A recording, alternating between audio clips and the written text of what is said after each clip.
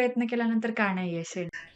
हां, म्हणजे एकदा नाही, एकदा अपयश येईल, दुसऱ्यांदा येईल, दुसऱ्यांदा येईल, तिसऱ्यांदा तिसऱ्यांदा येईल.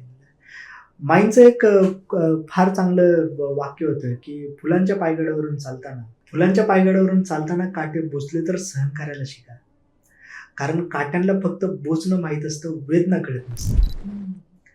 पण तुम्ही चालताना तुमचे पावलं एवढे घट्ट करा, की एकदा ते काटे तुम्हाला सांगतील, "आइये, वेलकम, सुस्वागतम, हम झुकते हैं, तुम चलना सीखो." म्हणजे तेवढे पाय घट्ट असले पाहिजेल आपले.